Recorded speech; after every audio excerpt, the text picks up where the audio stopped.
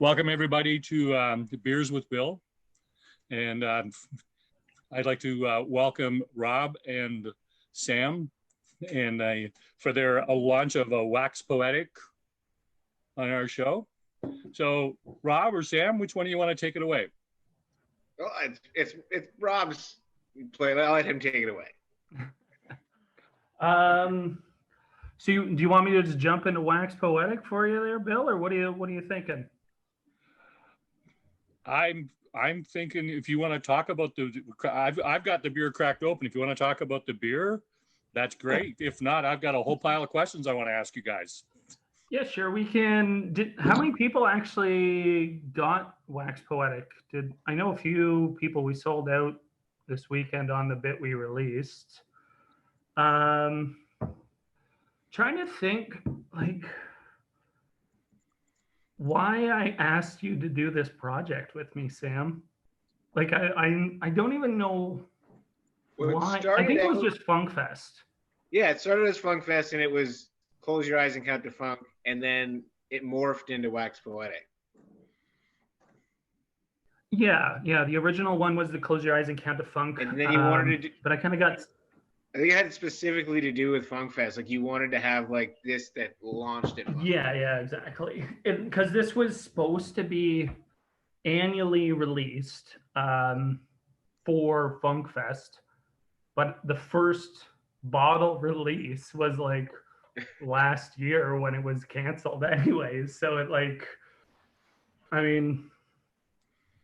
didn't work exactly as planned, but nothing. I feel like nothing I do works exactly as planned, anyways.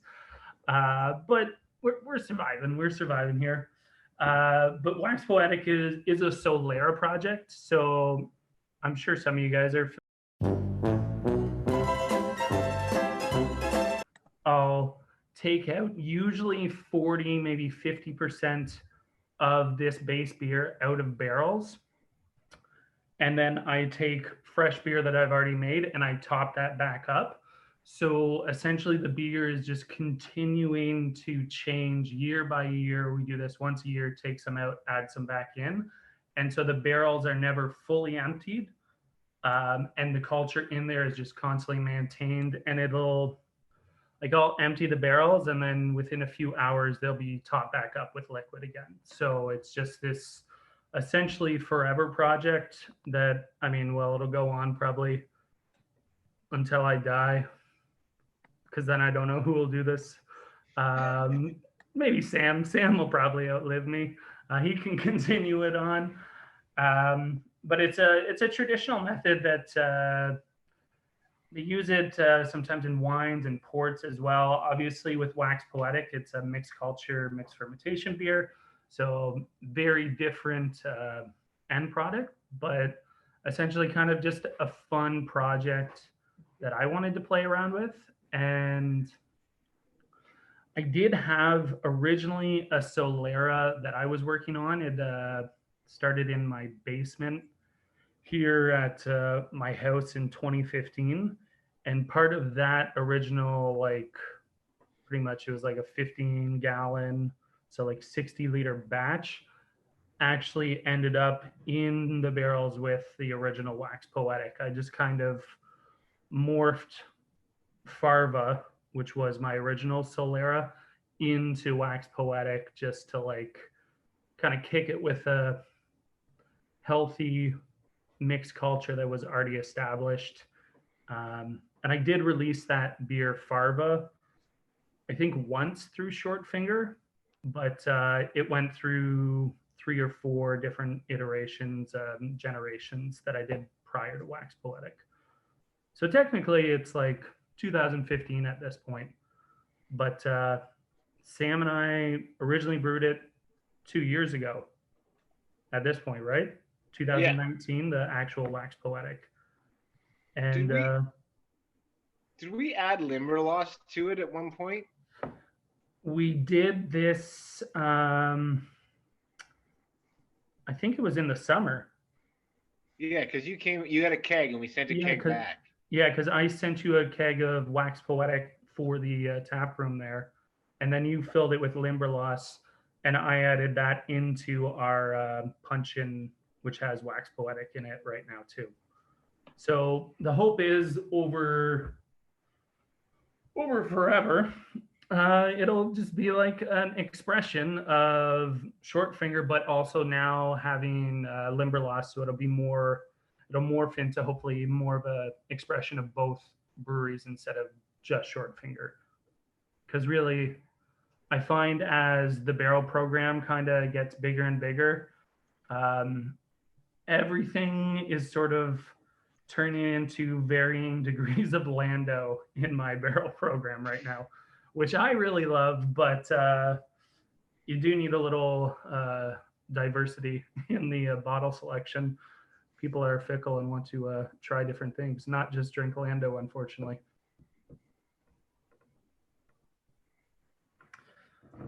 I'm gonna grab a glass because this one's full and I don't want to dump out Sam's beer, but I'm gonna crack my Wax Poetic.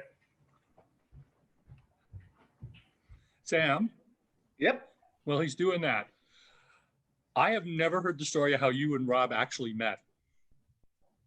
I've known Rob for a really long time. I knew him when he was back at Great Lakes. I assume we just met through Great Lakes when he was a sales rep there, like going back. First time I remember drinking with you, like really drinking with you, was in San Diego. Oh shit, that's like okay. That's Was it at the big moon party? At the full moon party, baby. Yeah. Okay. Yeah, that was a thing. The super moon. I'll never unsee that. I won't even explain what he did. It's not worth it. Well, I mean, I think it's pretty self-explanatory. There was a large moon underneath a smaller moon. And I'm pretty sure you and Tash are behind me. Tash, I think there's a picture. We had rented a beach house on the coast, and we invited people over for, it was like a Canadian party / super moon party. And Plus, we had a keg of Ruination. Yeah, which it was also Dimitri's 40th birthday. He used to, the guy who started Spearhead way back when. It was his 40th birthday as well. So we were drinking Ruination out of large vases, as you do, and doing keg stands on the lawn. So by the time everybody showed up, like my brother and I were just absolutely destroyed. And yeah, it kind of went downhill from there. There was the mooning. But we did finish the keg, which, you know, was quite a feat. And it is impressive because it is like a 10% Imperial IPA. Is that, or strong ale? I don't even remember. Yeah, it was a double IPA. Yeah.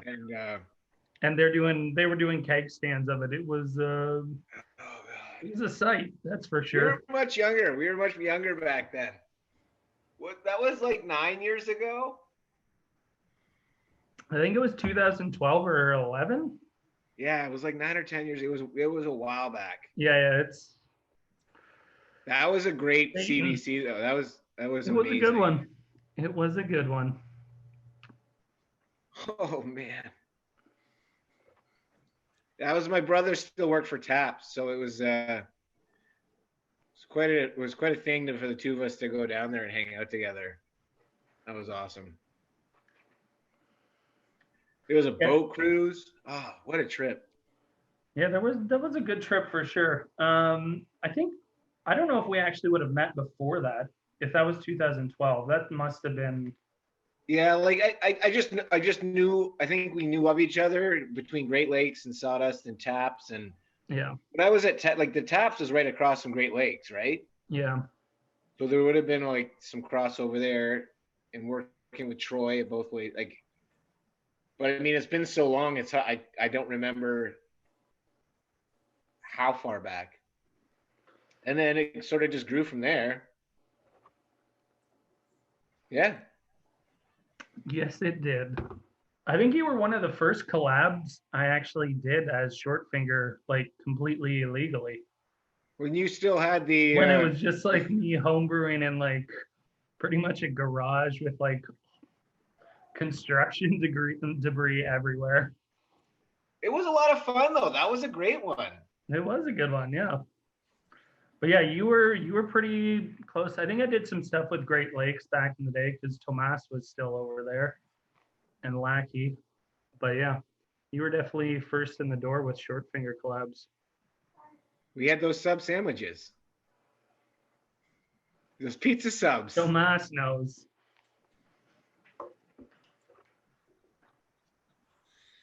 Well, that was going to be my other question for you.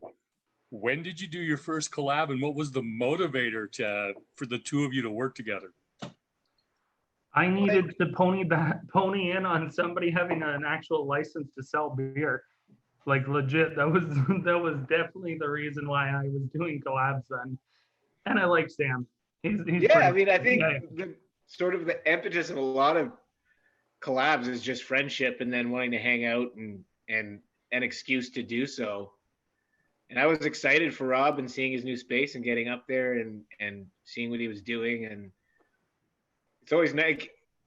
At the time, there really wasn't a lot going on in KW either, right? Like in your neck of the woods, in terms of like breweries, which it seems crazy now because there's so many now. It's changed a lot, especially Cambridge. Yeah. Because that was when we did Close Your Eyes and Count to Funk. We're going back. It was 2016. Yeah, like it was a while ago. Yeah. It was quite because it spent like a year in gin barrels. I was essentially trying to do a gin and tonic sour beer at the time. That's what it was supposed to be. Never really turned out exactly like that. It was good, but never like nailed the gin and tonic of a sour, that's for sure. I've been finding that citrus and especially like zest in sour beers and barrels over time it's like kind of all over the place. Can't age too long, and the flavors can get kind of weird and medicinal if you're not careful. So I'm not doing nearly as much. I haven't done Close Your Eyes and Count to Funk for a couple of years now. You brought that big bottle. Too. You brought that Magnum to Funk Fest one year. Yes. When you had your hammock and you spent the entire day serving from your hammock. It's the only beer festival I think I did that year, and I brought a hammock.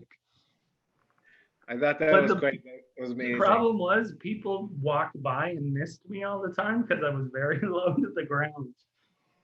And I had no sign at all. You had to like pretty much walk up to a hobo in a parking lot and be like, hey, will you pour me some beer? Which is essentially my life at Short Finger still. Did you ever make a beer with the barrel that we swapped out? Yeah, actually, because I got Sean's barrel, which had like a peach sour in it, and I just blended it on Monday. I was gonna message Sean, and I'm doing a beer called Space Star Ordering, and it's Spaceology Golden Sour, and I ended up taking coconut, pineapple, and peaches and making this like really bizarre blend out of it. I haven't bottled it yet, but it's like in tank, kind of waiting for it to mesh right now. Ooh. Does anybody watch the IT crowd? Somebody must have got that. Thank you. I'm very happy with it. Nice. The beer's great, but the name's way better. I haven't watched it since it was still on air. It was a while back. That's like 2006? Yeah, it was a long time ago. Shit. Yeah, maybe. It was when it first came out on Netflix. I loved that show. I watched it all. Oh yeah. I was laid up in bed with a giant 1 kilo bag of M&Ms, and I couldn't leave for a weekend, so I watched the whole thing. Nice. You got my barrel, right? I believe so. I mean, we're in the middle of changing a lot of our barrel stuff right now in the basement. I got to look back down.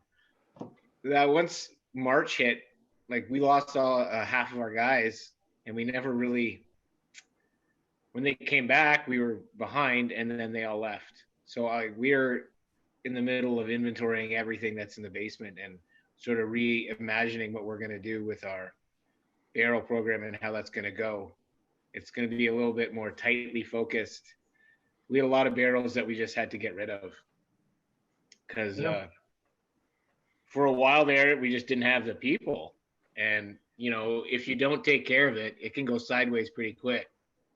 So we lost a lot and then decided we'd rather do a whole lot less and make it a whole lot better and have the ability to focus on it. So a lot of it will now just be the 6 puncheons that we have. Oh, sorry, 8 puncheons that we have, which still account for like 40 hex of beer. So yeah, that's still a have a solid lot. amount of liquid. Yeah, I find like pretty much I have to go through the barrels, and I mean I have just shy of 100, so it's not like a ton, but trying to go through them at least once every 2 months, really you should be like doing it once a month, because when they start turning, It goes fast. yeah. The next time you come back to it, it's just vinegar or nail polish remover, or God knows what. We had these 10 barrels of Eagle's Tears, which was amazing. And like, we were all so super excited about it. And then the person who, this is a couple years ago, that was looking after the barrels, she left. And then we sort of forgot about it. And then we went back to it, and it was all nail polish. And we were like, we had it, and then it fell through our fingers, and we had to dump it. So it's really hard to stay on top of that. And then, you know, there are breweries like you that do a lot more like that focus on barrel aged stuff and big barrel programs. And, you know, it was a thing that we did. So we have to decide what we're going to do. And if you can't have the focus on the barrels that you need, it's probably better not to do very much of them. And we have to be really picky about what we do. So we've pared it down to probably 4 releases a year, at least from the barrel side. Funky barrels, then we'll have like straight barrels like bourbon and whatever. But yeah, and even that's, you know, very particular and limited amounts in terms of like how large the release will be comparatively to our other releases. I think a lot of breweries are coming to that realization that it's a lot of work, and they go bad fast if you're not paying attention, and then you just wasted all that time and money, and you bought these barrels and all this stuff. Like, it's just not worth it. And like you guys, you and like Sean and other breweries that are really focusing on this are doing a great job. So when there's other stuff in the market that's, you know, obviously really good, trying to just force stuff into there doesn't make a lot of sense. Like, do what you do well and focus on that, and let the other guys that do really well, good stuff, do their thing. Like, it's fun, but like we have our 50 other fucking brands that we have to do every year. So yeah, you got to make more Golden Beach because you didn't send me any. You didn't send me any Wax Poetic. Oh, what? Yeah, they didn't. No bottles came. Really? Oh, yeah. I didn't pack that box. Okay, guys, you need to take that one outside. I have a couple of questions I need to throw in at you. So, Rob, this one's more geared towards you. What does the process looking after barrels actually look like? How does it go? Essentially, I have like a secret notebook that has all the barrels listed and all my secret notes. And I just go through, and I've got nails in them all. They're called Vinny nails. And I just pull a little sample, and it could be as simple as a tastes like shit dump, or it could be a move now, could be a I'm getting this needs more time. This is only good for blending. I just try and give myself quick like jot downs of, you know, this is blend stock, this is a solo barrel release, this is good for fruiting kind of things. And I just move through it. But I mean, as Sam is finding, he doesn't have the manpower. Like you said, I'm trying to do this, go through them once every 2 months, and I don't always get through it.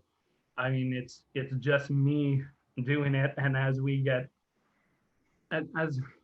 have to do more. We don't have to, but like people want True Believer and Midnight Bike Club, and I'm playing around with loggers now, and I'm finding it very, very hard to give the barrels the attention they need while trying to also like turn these quick beers because it's using completely different brewing hats.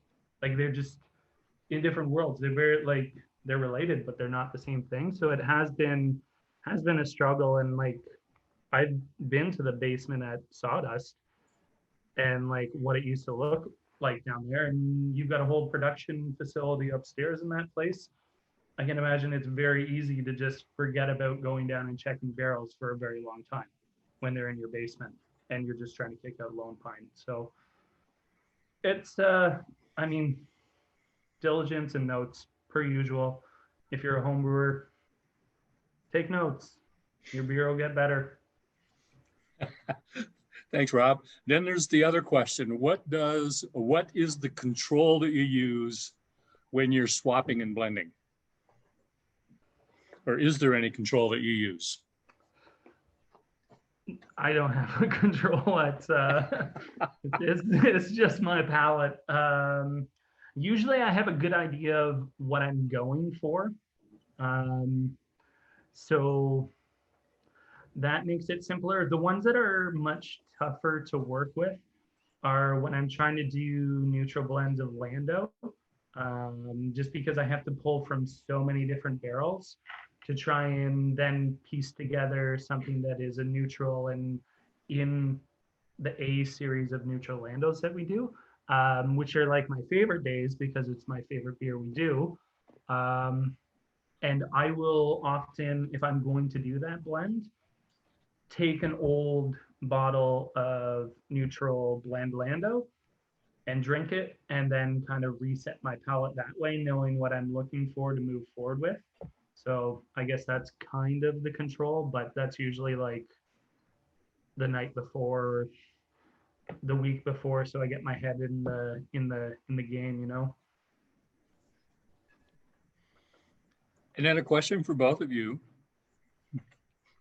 And Todd wanted to know if there's a barrel subscription program or if you're contemplating one. I have this idea, but I've got so many ideas that I can't get them all done. I wanted to make this Cosmic Thrill Seekers Barrel Club, and it was going to be this subscription thing, and I would do all these limited release, and then I was going to get patches made. Never happened. And that would have made it real. I know, that would have been a thing. Patches, you're in the group. If for us, that wouldn't be something like I said, it would be very difficult to have something all the time because a lot of times the beer doesn't finish when you want it to. You don't know when it's going to be done. Like having things ready at a specific time is very hard, especially with barrel stuff. And like for the last thing you want to do is like either miss a month or give somebody something that's not done. So it would be very hard unless you had an entire library of stuff ready to go and had it sort of like layered, which I don't know how you do that. You'd have to be like Firestone Walker. You have to have something massive and built. Right now, I think I've got 8 barrel-aged beers bottled conditioning at any given time, just so I have backup beer at any point, because this like I was going to do a harvest release. I was going to do Ain't No Sunshine, and it came off with a sharper acidity and it didn't condition properly. And after talking to the guys at Escarpment, they were like, well, you could try and like recondition all these like 1,000 bottles or whatever, which it would just involve me taking the corks off or taking the caps off, then taking the corks out of all these bottles that I did by myself and then trying to recondition it, or just wait. So like I just waited, and then I released like Bigger Than Kiss, which conditioned for like 12 months. And that's the thing. I'm also trying to condition beers to a point where, yes, you can cellar them, but I have cellared them to a certain point for you where I'm like, this is tasting pretty prime right now. And I'll let you know if it's going to get better. Usually, I mean, if you talk to me, I guess I'll tell you. But like, I'm trying to like minimum, pretty much 2, probably 3 months of conditioning time on any of our bottle conditioned beers before they go out the door. And sometimes I think I conditioned something for like 2 years this one time. That was because of rampant THP. It was just insane. Yeah, we're giving even our like just straight can condition stuff, like not anything that's got funk in it, just a can conditioned Belgian at least like 3 weeks will give you your carb, but then I like a month to 3 months of just letting it come together, and then we'll release it. Like we packaged No Way of Knowing almost 3 weeks ago, but we won't release it till April or May. It'll just warm condition for a few more weeks, and then we'll put it in the fridge for at least a month for that. And then we have a couple other sort of sour or Brett beers that we packaged sort of like a brown sour in September, and that probably won't see the light of day till springtime. And our rosé, which is the beer fermented on Merlot grapes, was packaged a couple weeks ago, and it won't come out till at least July or August. So it takes a long time. And even then, like if you're concerned about it not being ready, if you sort of promised an end date, you're kind of beholden to it. So it's better to keep it, like Rob said, in the background. And then if it's not ready, you can put something else out in its place. How much can conditioning are you doing now? 6 or 7, maybe releases a year. Like we do it quite a bit. Like we did a bunch right now because we had a bunch of Belgian beers. Like we started because the collab I do with Dave at Eastbound in Toronto, we do the Christmas beer. So usually if I bring in a yeast, I try to get at least 3 or 4 different beers out of it so that it doesn't cost like $2,000 for one pitch of yeast. So if you can break it up over a couple, so then we did Belgian Golden, we did Princess, we did part of the blend on that raspberry was some Belgian blonde in there. And then we had some other blends that we did, but like we did like 5 of them right then, and then it'll be a while before we do another one. And then anything we put in a bottle has to be bottle conditioned because we don't have a pressurized bottle filler. So we just have a champagne filler for those. And we just did a big 2,000 bottle run, and it's an exhausting day. 3 guys trying to get 2,000 bottles done in 4 hours is a lot of work. An awful lot of work, Sam. An awful lot of work. Yeah. Well, it's really worth it. That rosé beer turned out great with us last year, and we're super excited about it this year. Yep. So there's a question over on the side, Sam. Maybe you want to tackle this one, and then Rob can add to it. Temperature and storage conditions for good conditioning of beers. Well, for the final part of what we do, we have an ambient temperature in our warehouse, which is where we do our warm conditioning until it reaches the carb level that we want. So we have a desired carb point that we sort of set for the beer. Like for the saisons, we aim up around 3 volumes. Cans can't go much higher than that without any trouble. So, which we have tested in the past and come across trouble. So we usually try to stay not much. We try to keep it around 3 as the high end. Bottles can obviously go a little bit higher, but with cans, we try to stick around there. So until we've reached that carb level, we keep it at an ambient, which is around 18 to 20 C, and then we move it into the fridge, which is around 4 degrees Celsius. It'll sit there until we're ready to sell it. And then after that, if I were keeping beers at my house, I keep everything as much in a fridge as possible. I do have a cellar, which is sort of cool, but I try to keep everything in a fridge because it just makes things last longer. but I'm trying. The pandemic really made me not cellar beer anymore. I try very hard to. I've been busting through that thing like crazy. There's been some long nights, but I've dug out some gems in there, and some not so much. I thought you said you had Wax Poetic. What's that? I thought you said you had Wax Poetic in your cellar. I think that's why you didn't get it. Okay, you know what? I did, and then I had that one, and then I was like, oh, he'll send me another one, and I never moved it into the fridge, and I was like, idiot. I put that one away because I really want to keep that one. I'll just send you more.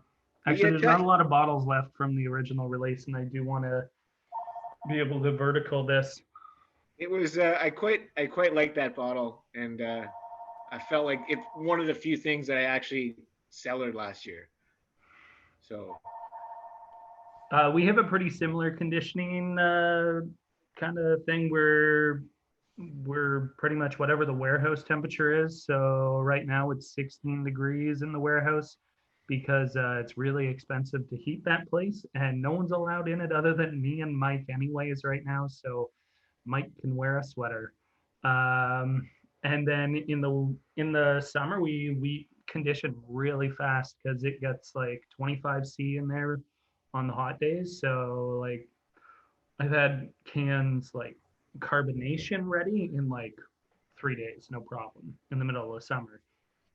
We do push our can carb up to 3.5, which sometimes ends up with, if you look at some of our cans, the tops will kind of have a little bit of a bow starting to happen in them. Don't worry, it's fine. It's fine. They'll be okay. They might explode. Put it in the fridge. It'll be fine. And then usually I don't put any of our bottles into cold, like a fridge. For sale, we just have if you've been to Short Finger, we kind of have those cages that I just load up and rack bottles into and then stack them all up. So they sit at ambient the whole time. And here at the house, I've got a cellar that's 10 to 14 degrees, depending on the time of year again. But it's just full of like Lando. It's just full of Lando, really. How's the carb on that wash? It's great. It's perfect. Was it can conditioned? Oh yeah. Well, it's money. We recently checked out some of the stuff that we did back in 2014 that was can conditioned, and it was the cans were pretty turgid. I was a little skeptical about the drive home, but it was pretty solid carb. The beer was fine. That's almost 7 years old. That's pretty good. Like we kept it. We always sort of stow away a couple cases or cans from each sort of release and just stick it up in a corner. And then every once in a while we'll dig through like this library that we have just to see how things are going. And for the most part, the can condition stuff stays pretty solid. Some of the other stuff, not so much. I was trying to do that, but I put like a can up by like the hot water, but I'd always forget to write on it. So it'd be like coming off the can and it'd just be a silver bullet. And then I ended up with like 20 cans of just unmarked random condition beers sitting there. It was like, why am I even doing this? Like, this doesn't make any sense. I think I took them home and drank them. Just had like a random, it was a real good mix.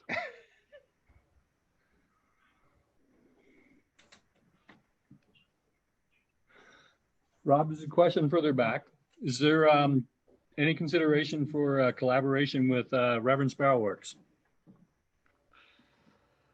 He was asking about something, but I don't want to do it, so probably not in the near future. I see Matt don't see Matt. I play D&D with Matt every week, so I do get to chat with him regularly. Good old Zoom D&D. Who knew? COVID. My life changed. Yeah, and then now Mabel's in there in your life. How's that been for you? Uh, it's been Cat does all the work. Just to be honest, Cat does all the work. I get farted on quite regularly and puked on quite regularly, and I try to keep the baby from screaming every once in a while, but she doesn't really. She likes me, but she just wants food most of the time, so there's not much I can do. But I've been really enjoying it, to be honest. I think I mentioned to you there, Bill, that I've been trying to work a little less, trying to bring down the hours a little bit at the brewery and trying to be home more. And for the first bit, it was really weird. And like going down to 40-hour weeks, I was like, this is like vacation. Like, this is crazy. This is what normal people do. And then now I'm just, trying to just manage, have a little bit of balance to work and home life. And ideally, I don't want to be like an absentee father, so I'm gonna work at not being that. Oh, that's admirable and fantastic, Rob. And I do, because you and I have been friends for a long time, know how many hours you have put in at the brewery. And going to 40 hours must have felt like you were working less than a part-time job. Oh, it was great. Yeah. Sam, Yep. I have what's in the future? Future being the next few months at Sada City. What's coming out? What's happening? We got a bunch of new releases coming to the LCBO, which is, that's the game what we play a lot of. So we have, fortunately, Rob, this year Golden Beach isn't coming back this year. It's going Just on shut it hiatus. down, man. Shut down the whole place. What's the point? So we're moving over to Narnia, which is another pale ale we've done in the past, and that's going to go in this spring or in the next 2 weeks, I think. And then we have last year we did a series of double IPAs called Binary System, 1 through 4, where we just played with 2 malts and 2 hops. And then the one that sort of got like the most attention, we went to the LCBO with that. So that one will be at the LC, which turned out to be Binary number 3. That'll be going to the LCBO. And we sort of took Electric Storm and twisted that. It's now called Tropical Storm. And they're a rotational cocktail mix. So the first one's a mojito. It's got lime and mint in it. So it's a sour IPA base with lime and mint. And that'll be going to the LCBO in the next couple of weeks as well. And the one after that will be mimosa after that. So some orange in it. And then we have our lager series coming up. And throughout December and January, all the brewers got together, and the 4 of us, sort of each did a different lager. Last year we did the same thing. This year we have one guy did sort of like a New World Pils that has a very new strain of hop from Germany called Tango. I actually think we were the first people in Canada to use it. It's kind of like a more of a Northwestern US hop, very oily, dank, which is strange for a German hop because they kept trying to push these earlier, like maybe earlier in the decade, but none of them really came across as verbose or as loud as an American hop. But this one really did. Then we have a Dortmunder that Noel did, and we have John and Andrew did a steam beer, and I did a Bock because I'm really into malt right now, and I really want to do something super rich. And it comes out around Easter, so I thought that was pretty apt. So it's a very traditional malt, sort of like a Dunkelbock, which I'm pretty excited about. It'll be in lagers for the next at least 6 more weeks, and then it'll come out around Easter. I'm thinking about can conditioning that. I haven't fully decided yet. I've got it locked, sort of like spunding right now, but we'll see where it ends up, and then might have to just for shits and giggles. I haven't done that yet, so maybe we'll see. But that's at least for the next couple months.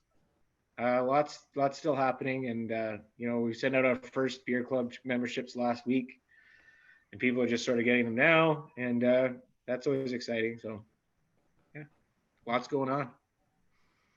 Absolutely, you can't stay still in this environment, can you? No, it's the LCBO. I mean, one of the reasons we had to sort of stop producing Golden Beach is that there's unfortunately everything is cyclical and people just want something else. As much as I love that beer, it was the first beer we ever released. This will be the 10th anniversary this November of when we released it. And unfortunately, just that's the way it goes. And we had to make a choice. It's not an easy one, but send me the recipe. I'll make it. Send it out for tender. Yep, send it out. I'll make it. Yeah, so there's some beers we won't stop making Lone Pine. That'll never stop. I don't see Skinny Dipping stopping. They sort of have their niche. It was just, we had to change something, and that unfortunately was it. I noticed in the beers you sent me, you guys got a lot of high ABV stuff. That was a lot of Christmas, winter stuff. That's why we still have it, Bobo. I was just like, what am I going to drink here? What is around 9%, 10%? Like, I can't drink that. Yeah. Fall asleep at the computer. That was a big Christmas push. We had I think you got 3 that were north of 9. Oh, at least I think I pulled 6 that I was like, nope. Yeah, that was a cruel joke. Can't do it. I need my 3.5% mild. That's what I started with. I'm like, it's Tuesday. I'm gonna start with this nice. It was perfect. Yeah. Did anybody get the Mexico lager? Did anybody? Yeah. Yeah, I didn't. Oh. Did I send you any? Oh, I canned it the day after your package went. Sorry. It's great. The ones it got great selection though. You only sent one super high one, which I said I will avoid on a Tuesday. Yeah. Oh, Necessary Jeebus. Evil? Oh, Jeebus. And so you said 3 high ones too. And then the double IPA with fruit. Oh, yeah. People seem to really like high ABV stuff, so I have caved in the last little while and done it, but... Well, we find that people like it for a very short period of time. Like... The Christmas beer sold really well. Like I was very surprised how much we went through. I was like, we'll retain a bunch of it and sell it next year. Like it's the 10% can conditioned Belgian dark, and it like literally all went. And I was flabbergasted how fast it went at 10%. Yeah, that Jeebus beer is gone, and we released it not even 2 weeks ago. And like for me, it was a fair amount of cans. It's peanut butter and jelly. That shit's gonna sell like crazy. Yeah, people were really into it, but it was my first like foray into doing a stupid imperial stout. So I now have another stupid one I'm working on, called Like Elvis, and I think I've done a better job of it. So it's peanut butter, banana, and bacon, and it's can conditioning right now. Yeah, I think it'll be better than Jeebus. I think it's going to be better than Jeebus. Jeebus is fine. It was fine. Yeah. As much as like, I love making imperial stouts, it's like one of my favorite things. I mean, it literally kills me. I will bring it home and I'll be like, I'm gonna drink 2 of these. I'll get halfway through one. Oh yeah. my God. See, you don't have to double mash when you make it. So if I want to make a like 10% beer, I essentially have to do a double mash because of the size of my system. So my days are just like terrible. And both Jeebus and Elvis exploded all over the brewery. Like they go off like rockets. Oh, the fermentation's crazy, and like there's just like sticky mess everywhere and yeast everywhere, and it stinks. Unfortunately, it's not like it's not a light colored mess on the floor. No, it's like dark, sticky glue. Like oil, like yeah. No, it's this. I'm like, why do people do this? Who wants this? Yeah. We pretty much double mash all our Imperial Stouts too. Like LDV is a 4-day for one tank, 2 days, 4 bashes for one tank. Yeah. And we've never not done that. It's just, that's sort of how I learned, and I never wanted to go back. It gets you such rich flavor, and Yeah. you can't mimic it. I'll send you some Elvis. It's over the top. I will gladly take it. It's over the top. You'll like it. Yeah. We just packaged our last one of the year last week, and that'll come out in March. It's just called Lusciousness. That is all I will say.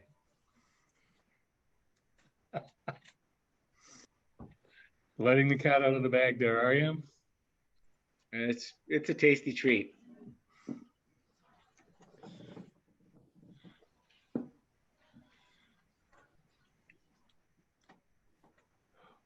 I'm going to ask both of you the same question, and that is what do you see that's new and exciting happening in the craft beer industry right now?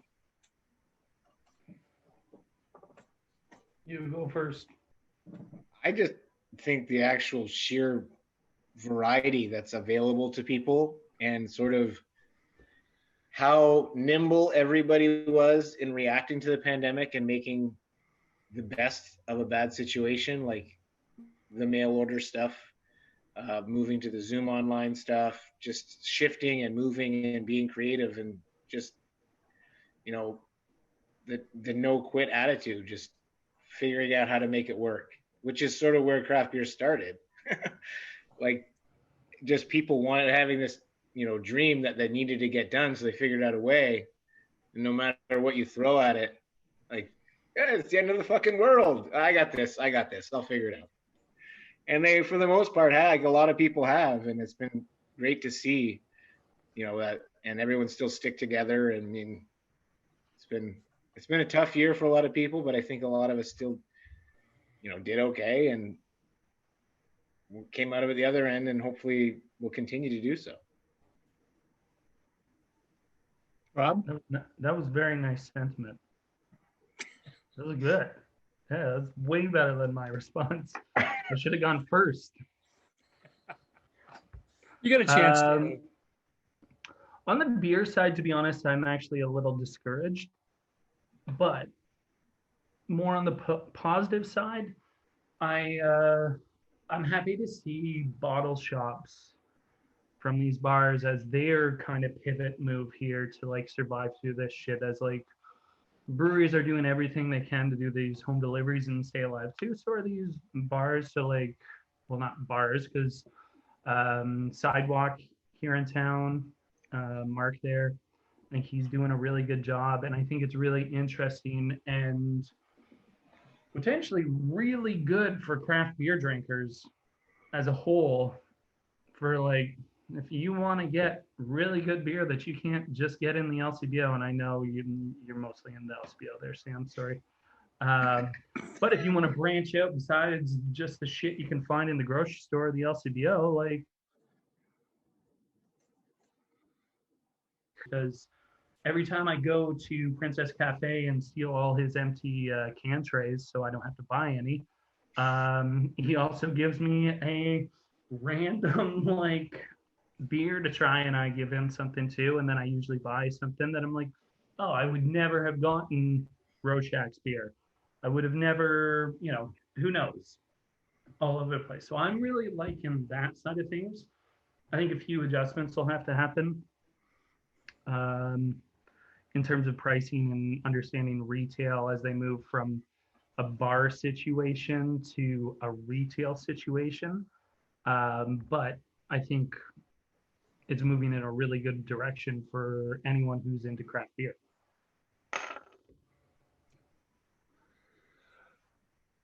I want to thank both of you for taking time out of your busy lives to be here on the show tonight. I truly have always enjoyed when I was at Kickoff dealing with both of you. And you both have been on Beers with Bill in the past, but I truly appreciate that you took time tonight.